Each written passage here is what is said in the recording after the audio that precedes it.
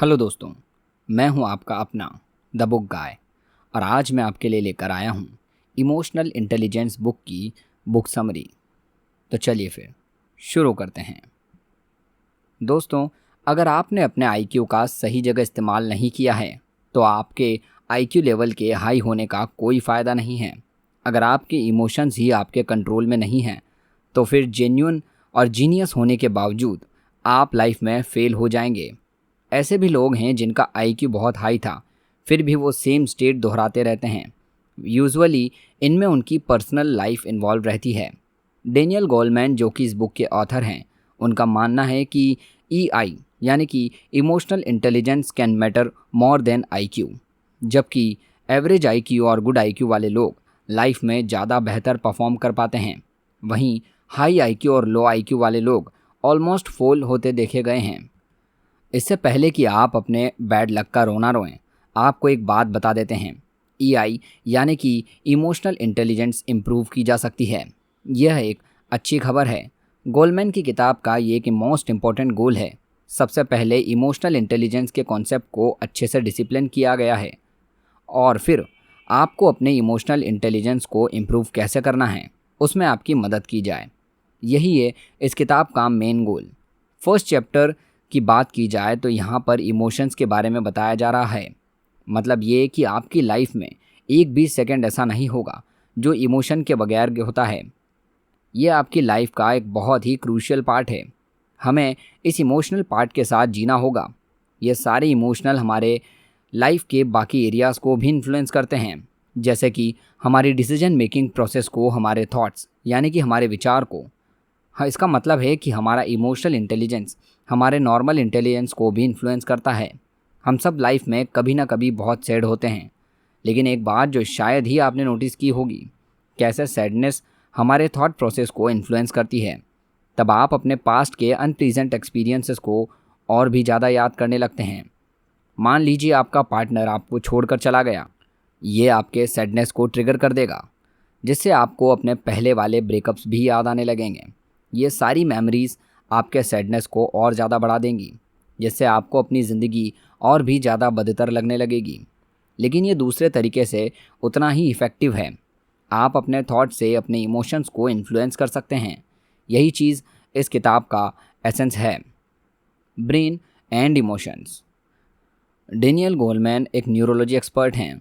उन्हें human brain के काम करने के तरीक़ों के बारे में अच्छी नॉलेज है। हमारे ब्रेन के इमोशंस बहुत ही डीप लेवल तक होते हैं, क्योंकि हमारे ब्रेन में कुछ ऑड और कुछ यंग पार्ट मौजूद होते हैं। जो पार्ट इमोशंस को कंट्रोल करता है वो ब्रेन का काफ़ी पुराना पार्ट होता है। इतना पुराना होता है कि जब ह्यूमैनिटी की शुरुआत हुई थी। इसका मतलब ये हुआ कि हमें अपने इमोशंस को क्लाइमेट या इग्नोर नहीं कर सकते, कभी भी नहीं, क्योंकि इनके होने का कुछ तो मतलब ज़रूर है। ब्रेन का ये पार्ट हमारे यंगर कॉर्टेक्स यानी कि सेंटर ऑफ इंटेलिजेंस के डिसीजन को ओवरराइड कर सकता है। ऑथर का इससे मतलब है इमोशंस हमारे माइंड से भी स्ट्रॉन्ग होते हैं। ऐसा भी हुआ है कि कई extra intelligent mind proper emotional intelligence के बगैर पूरी तरह से यूजलेस साबित हुए। विंसेंट वैन गॉग एक ऐसा ही एग्जाम्पल है। अपने इमोशनल इश्यूज़ के चलते इतने बड़े टैलेंट पेंटर ने अपनी पूरी लाइफ बर्बाद कर ली थी। ऐसे और भी एग्जाम्पल हैं, जैसे एमी वाइनहाउस और कार्डी बी जैसे लोग। ये सब स्मार्ट और अपने अपने फील्ड के टैलेंटेड लोग थे, लेकिन उनकी अपनी इमोशनल प्रॉब्लम के चलते उनकी सारी एबिलिटी बर्बाद हो गई। 5 डोमेन ऑफ इमोशनल इंटेलिजेंस। हम अगर 5 डोमेन की बात करें तो इमोशनल इंटेलिजेंस एक कॉम्प्लेक्स कॉन्सेप्ट है, लेकिन अगर हम इसे छोटे छोटे टुकड़ों में डिवाइड करके देखें तो इसे समझना काफ़ी हद तक आसान होगा। Identify your emotions. बहुत से लोग अपने इमोशंस को समझ ही नहीं पाते, फिर ऑटोमेटिक वे में एक्ट करने लगते हैं। जैसे सभी कभी ना कभी किसी बात को लेकर जेलस होते हैं, जो कि एक नेचुरल इमोशन है। लेकिन जब हम ऐसे इमोशंस को एक्सेप्ट नहीं करते, तब दूसरों के लिए बुरा सोचना शुरू कर देते हैं। अपनी फीलिंग्स को एक्सेप्ट करना ही गुड इमोशनल इंटेलिजेंस का फर्स्ट स्टेप है। ऐसे बहुत से तरीके हैं जिनसे हम अपने अंदर की ये चीज़ ट्यूनिंग कर सकते हैं, जैसे कि मेडिटेशन एक अच्छा तरीका है। इसके लिए आपको एक्सपर्ट की ज़रूरत नहीं है। बस आराम से बैठ जाएं, धीरे धीरे लंबी सांसें लें और माइंड को शांत रखें। हालांकि आपके माइंड में बहुत सारी इधर उधर की बातें घूमना शुरू हो जाएंगी, लेकिन अपने माइंड में थॉट्स को चलने दीजिए। बस ध्यान रखिए कि सारे थॉट्स आएँ और चले जाएं। आपका किसी भी थॉट को पकड़ कर नहीं बैठना है, वरना ये आपका माइंड और जजमेंट पावर को ब्लॉक कर देगा। जब आपका माइंड रोज़ रोज़ की चिक चिक से फ्री हो जाएगा तो आपको अपनी इमोशनल स्टेट को प्रिसाइव करना आसान हो जाएगा। जैसे कि मान लीजिए आप आज पूरा दिन बहुत परेशान रहे, अगर आप थोड़ी देर के लिए भी मेडिटेट करेंगे तो देखेंगे कि सारा दिन आप अपने पार्टनर से हुए झगड़े को लेकर परेशान थे, लेकिन आपकी डेली की अनइम्पॉर्टेंट चीज़ों ने इस रियल विज़न को क्लाउड कर दिया था। Emotional management. ऑथर इस बात पर जोर देते हैं इमोशंस हमारे इंटेलिजेंस को कैसे इन्फ्लुएंस करते हैं, लेकिन ये वन वे स्ट्रीट नहीं है। ज़्यादा स्पेसिफिक वे में कहा जाए तो आप अपने इमोशंस को कंट्रोल कर सकते हैं। डिपेंड करता है कि आपके किस चीज़ पर फोकस कर रहे हैं। ये टॉपिक स्टेट ऑफ फ्लो के काफ़ी करीब है, जिसे फ्लो बुक में काफ़ी अच्छे से एक्सप्लेन किया गया है। The psychology of optimal experiences. खाली दिमाग शैतान का घर, ये कहावत यहाँ पर अप्लाई होती है क्योंकि खाली बैठे रहने से हमारे दिमाग में नेगेटिव इमोशंस पैदा होते हैं। इसके बजाय किसी एक चीज़ पर फोकस कीजिए, जितना हो सके उतनी देर तक कंसंट्रेशन बनाकर रखिए, लेकिन इस बीच अपने फ़ोन या सोशल मीडिया अकाउंट को बिल्कुल भी चेक ना करें। अगर आपने अपने इमोशंस को मैनेज करना है तो कुछ टाइम के लिए इन चीज़ों को भूलना होगा। बेशक मॉडर्न टेक्नोलॉजी हमारी काफ़ी मदद करती है, लेकिन अक्सर हम इसका मिसयूज़ करते हैं। जैसे साइकोलॉजिस्ट ये साबित कर चुके हैं, जो लोग ज़्यादा डिप्रेशन में रहते हैं वो सोशल मीडिया नेटवर्क पर दूसरों से ज़्यादा एक्टिव रहते हैं। अपनी प्रॉब्लम्स को सॉल्व करने या कुछ प्रोडक्टिव करने की बजाय ये लोग घंटों तक अपनी सोशल नेटवर्क प्रोफाइल को स्क्रॉल करते हैं, कुछ ना कुछ ढूंढते रहते हैं। जिन लोग का एंकर मैनेजमेंट की प्रॉब्लम होती है उनके लिए 10 सेकंड रूल सबसे बढ़िया है। ये रूल बहुत ही सिंपल है। जब भी आपको लगे गुस्सा आ रहा है तो आराम से बैठ जाइए, काउंटिंग शुरू कर दीजिए 10 से 1 तक। यह टेक्निक बहुत ही इफ़ेक्टिव है, यहाँ तक कि बहुत ही गुस्सेल और इम्पल्सिव लोगों को भी यह टेक्निक बहुत ही हेल्पफुल लगी। Motivate yourself. इसका बेस्ट तरीका है आप अपने आप को टाइम टू टाइम रिवॉर्ड देते रहें, लेकिन इस चक्कर में आप ओवर द टॉप ना चले जाएं, क्योंकि अक्सर लोग रिवॉर्ड के एडिक्टिव हो जाते हैं। रिवॉर्ड आपका अल्टीमेट गोल नहीं है, ये आपको आपके गोल के लिए मोटिवेट करता है। हर रोज़ बाहर जाकर पार्टी करने की बजाय आप किसी स्पेशल ओकेज़न का वेट करें, इससे आपका मज़ा दुगना हो जाएगा। आपको मिलने वाले रिवॉर्ड का भी ज़्यादा असर पड़ेगा। मोटिवेशन के लिए हमेशा रीज़नेबल गोल को सेट कीजिए, जैसे कि आपको अपनी इमोशनल इंटेलिजेंस को इम्प्रूव करना है। यह कोई इजी काम नहीं है, आपको इसे कुछ छोटे छोटे गोल्स में डिवाइड करना होगा जो आप इजीली पा सकें। अब जैसे आप अपनी इमोशनल मैनेजमेंट को इम्प्रूव करना चाहते हैं तो दूसरी डोमेन जैसे कि एम्पैथी को इम्प्रूव करने की कोशिश करें। तो आपको ऐसे में गोल कैसे रखना चाहिए समझते हैं। पहला, मॉडरेटली हार्ड। निश्चित है आप कोई ऐसा टास्क तो चूज़ नहीं करेंगे जो बहुत ज़्यादा ईजी या बहुत ज़्यादा हार्ड हो, लेकिन ईजी गोल आपको मोटिवेट ही नहीं करेगा। ज़्यादा हार्ड आपको बहुत परेशान कर सकता है। थोड़ा सा रीज़नेबल होना चाहिए। दूसरा, you should get instant feedback. जब तक आपको अपने एक्शंस का आउटकम नहीं पता होगा आप कहीं भी इम्प्रूव नहीं कर सकते। तीसरा, failure is not an option, it's a must. जी हाँ, अगर हर चीज़ प्लान के हिसाब से चलने लगे तो समझ लीजिए कि आप राइट ट्रैक पर हो। एक चीज़ हमेशा याद रखिए, फ्रस्ट्रेटिंग एक्सपीरियंसेस कहीं ना कहीं आपको पीछे खींचने की कगार में रहते हैं। आपको स्लो होकर अपने गोल्स के बारे में और भी ज़्यादा जानने का मौका मिलेगा। चौथा, एम्पैथी। ये कोल्ड ह्यूमन कैरेक्टरिस्टिक्स हैं, क्योंकि इसके बगैर हम रह नहीं सकते। लेकिन फिर भी आज के टाइम में हम लोग एम्पैथिक और इनडिफरेंटिक होते जा रहे हैं। साइकोलॉजिस्ट इस प्रॉब्लम को लेकर काफ़ी ज़्यादा परेशान हैं। एक तरफ जहाँ वॉयलेंस काफ़ी बढ़ गया है, वहीं इसे आदत सी हो गई है। लोग टीवी पर इतने ज़्यादा वॉयलेंस के प्रोग्राम देख रहे हैं, हमें दूसरों की तकलीफ़ को देखकर भी कोई फ़र्क ही नहीं पड़ रहा। ये हमारे फ्यूचर के लिए बहुत ही डेंजरस है, क्योंकि हेल्दी रिलेशनशिप के लिए हम इंसानों में एम्पैथी होना बहुत ज़रूरी है। लेकिन अच्छी बात यह है कि एम्पैथी को इम्प्रूव कर सकते हैं, बस आपको इसके एरियाज़ पर थोड़ा वर्क करना होगा। जैसे कि दूसरों को ऑब्जर्व कीजिए। अक्सर हमें पता ही नहीं चल पाता हमारे दोस्त या फैमिली वाले क्या फील कर रहे हैं। हम उनकी फीलिंग्स की परवाह ही नहीं करते, लेकिन उनके तो थोड़ा टाइम स्पेंड करके हम ऑब्जर्व कर सकते हैं किसी सब्जेक्ट पर उनकी फीलिंग क्या है, वो कैसे रिएक्ट करते हैं। पांचवा, अंडरस्टैंड अदर्स। दूसरों को समझना पड़ेगा।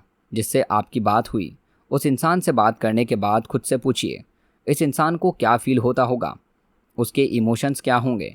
कुछ बिहेवियर साइंटिस्ट इसे कम्युनिटी पार्ट ऑफ एम्पैथी बोलते हैं।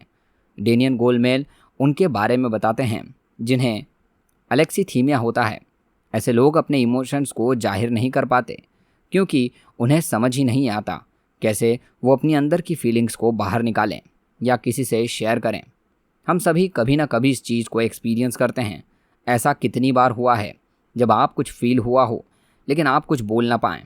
आपको जवाब देने की ज़रूरत नहीं है, ये सब साथ होता है, नॉर्मल है। ऐसे कुछ मेथड्स हैं जिनसे आप अपनी इनर स्टेट को इम्प्रूव या सुधार सकते हैं, जैसे कि आप मेडिटेट कर सकते हैं। ऐसी ही एक टेक्निक और है। अगर आप उसे साइकोलॉजी को लेकर क्यूरियस हैं तो आप उस पर किताबें पढ़ें। Sixth, pay attention to your relationships. जो लोग एम्पैथेटिक होते हैं वो दूसरों के साथ अपने रिलेशन को लेकर एक्स्ट्रा केयरफुल रहते हैं। बेशक मिसअंडरस्टैंडिंग होने के चांसेस हर रिश्ते में रहते हैं, लेकिन सबसे इम्पॉर्टेंट बात यह है कि कोई भी इश्यू सही ढंग से सुलझा लेना चाहिए।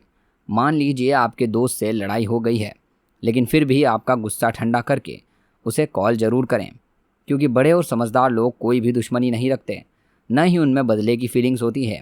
लेकिन इसका मतलब ये भी नहीं कि आप हमेशा माफ़ी ही मांगें, बल्कि इसका ठीक उलट। आपका इमोशनल इंटेलिजेंस जानता है कब आपको सॉरी बोलना है, कब आपको सॉरी नहीं बोलना है। तो ऐसे कई मौके होंगे जब आपकी सॉरी बिगड़ी बात बना देगी। अगर गलती आपकी नहीं भी है तो भी आपको मैटर सॉल्व करने में पीछे नहीं हटना चाहिए। ह्यूमन रिलेशनशिप्स को लेकर साइकोलॉजिस्ट एक बहुत ही अच्छी एडवाइस देते हैं। जिस नज़रिए से हम दुनिया को देखते हैं वो हमारे इमोशंस डिसाइड करते हैं, क्योंकि वर्ल्ड को लेकर हमारी नॉलेज इनडायरेक्ट होती है। Differences between gender. एक बात बिल्कुल सर्वमान्य है, फीमेल्स दूसरों के इमोशंस को एकदम सही समझने में सक्षम होती है। अगर इस बात को ज़्यादा स्पेसिफिकली कहा जाए तो फीमेल्स में मेल की अपेक्षा ज़्यादा एम्पैथी होती है। यही सिंपल फैक्ट बहुत सी प्रॉब्लम को क्रिएट करता है। जैसे कि औरतों में कई बार शिकायत होती है उनके बॉयफ्रेंड या हस्बैंड एकदम कोल्ड नेचर के हैं। कई सारी फीमेल्स उनके इस कोल्ड नेचर को गलत वे में ले जाती हैं। उन्हें लगता है कि उनके पार्टनर अब इतना प्यार नहीं करते या अब उन्हें पसंद नहीं करते, लेकिन ये असर सच नहीं होता। तो इसके बाद क्या होता है, फीमेल्स कई बार ओवर रिएक्ट कर जाती है, फिर अपने पार्टनर से इस बात को लेकर लड़ाई भी कर देती है। फिर यहीं से सारी मुसीबतें शुरू होती है, क्योंकि फिर आदमी भी ओवर रिएक्ट करने लगता है। बात इतनी बढ़ जाती है कि ब्रेकअप या डाइवोर्स पर जाकर ख़त्म होती है, क्योंकि मर्दों को लगता है कि उनकी पार्टनर उन्हें कंट्रोल करने की कोशिश कर रही है। तब यहाँ पर इमोशनल इंटेलिजेंस कैसे काम आता है, तो यहाँ पर एक बात अच्छे से समझ लीजिए। फीमेल्स इमोशनल इंटेलिजेंस में मर्दों से बेहतर है। इसका मतलब है कि मेल्स को ओवर रिएक्ट करने के पहले इमोशनल इंटेलिजेंस के बारे में एक दो चीज़ें ज़रूर जान लेनी चाहिए। पहला, आपकी गर्लफ्रेंड जब भी रूड वे में बिहेव करे तो आप तुरंत रिएक्ट ना करें। उस समय आपको कुछ ऐसा बोलना चाहिए, मेरे बिहेव से तुम्हें हर्ट हुआ, मुझे ऐसा नहीं करना चाहिए था, I am really very sorry. मैंने यह पहले नोटिस भी नहीं किया, लेकिन मैंने ये जानबूझकर नहीं किया। यह आप बेहतर तरीका है, बजाय इसके कि आप एक दूसरे को ब्लेम करें। दूसरी तरफ फीमेल को भी इमोशनल इंटेलिजेंस के बारे में कुछ सीखना चाहिए। बात अगर इमोशनल इंटेलिजेंस की हो तो मेल्स बायोलॉजिकली इसमें काफ़ी बुरे होते हैं, इसीलिए कई बार वो दूसरों के इमोशंस को समझ नहीं पाते। Emotional intelligence and management. इस चैप्टर में ऑथर कहते हैं ग्रुप कॉन्स्टेंट में भी इमोशनल इंटेलिजेंस मैटर करता है। इमोशनल इंटेलिजेंस वाले लोगों में ग्रुप में सोशल अवेयरनेस में और हार्मोनी को इम्प्रूव करना ज़्यादा आसान होता है। हमें इस एरिया के बारे में केयरफुल रहना चाहिए, जिससे कि हमें हाईली इंट्रोवर्ट और इमोशनली डिस्टेंट लोगों को एक ग्रुप में मिक्स नहीं करना चाहिए। कुछ लोग अकेले काम करना ज़्यादा पसंद करते हैं, तो उन्हें करने दीजिए, उनकी चॉइस की रेस्पेक्ट कीजिए। Emotional intelligence and health. Good emotional intelligence आपकी लाइफ को सेव कर सकते हैं। वैसे सुनने में थोड़ा अजीब है, लेकिन इसके पीछे साइंटिफिक एविडेंस हैं। ऑथर ने कई सारी चीज़ें, ऐसी स्टडीज़ मेंशन की है जो कि एंगर मैनेजमेंट और हेल्थ के बीच में क्या रिलेशनशिप हैं, इस बारे में इन्वेस्टिगेट करती है। ऐसे लोग जो अपना कंट्रोल नहीं कर पाते, उनके 50 से कम उम्र में मरने की संभावना 7 गुना ज़्यादा होती है। ज़्यादा गुस्सा करना कई सारी हेल्थ प्रॉब्लम्स को क्रिएट करता है, जिससे डेथ भी हो सकती है। ऐसे लोगों के लिए कई टाइप की थेरेपीज़ हैं, जिनमें कॉग्निटिव बिहेवियर थेरेपी यानी कि CBT अधिक इफ़ेक्टिव होती है, जो लोगों को अपने गुस्से पर कंट्रोल करना सिखाती है। हालांकि कॉग्निटिव बिहेवियर थेरेपिस्ट नहीं जानते हैं वो वाकई कई लोगों की इमोशनल इंटेलिजेंस की इम्प्रूव कर रहे हैं। इमोशनल इंटेलिजेंस के कोई भी और सारे बेनिफिट हैं। जिनकी इमोशनल इंटेलिजेंस अच्छी होती है, उनकी मेंटल हेल्थ भी काफ़ी अच्छी होती है। जैसे कि हाई इमोशनल इंटेलिजेंस वाले लोग रिजेक्शन और ब्रेकअप को बहुत ही बेटर ढंग से डील करते हैं। ऐसा इसलिए संभव होता है क्योंकि ऐसे लोग अपने इमोशंस को एक्सेप्ट करना जानते हैं। वहीं कई लोग अपने ब्रेकअप्स होने के बावजूद फीलिंग्स को दूसरों से छुपाने की कोशिश करते हैं, जिसके कारण वो बहुत ज़्यादा ड्रिंक करना या स्मोकिंग करना शुरू कर देते हैं। लेकिन इससे सॉल्यूशंस और भी ख़राब हो जाते हैं। इसमें अपने इमोशंस को रिजेक्ट करने के बजाय उन्हें एक्सेप्ट करना सीखिए। अगर रोने का मन है तो रो लीजिए। तो दोस्तों, ये थी बुक समरी इमोशनल इंटेलिजेंस की, जिसे लिखा है डेनियल गोलमैन ने। दोस्तों, आपको ये समरी कैसी लगी कमेंट सेक्शन में ज़रूर बताइए। और आपको अगर ये वीडियो अच्छी लगी हो तो इस वीडियो को लाइक और चैनल को सब्सक्राइब करना ना भूलें, क्योंकि ऐसी ही और समरीज़ हम आप लोगों के लिए लेकर आते रहेंगे। मिलते हैं अगली वीडियो में अगली समरी के साथ। धन्यवाद।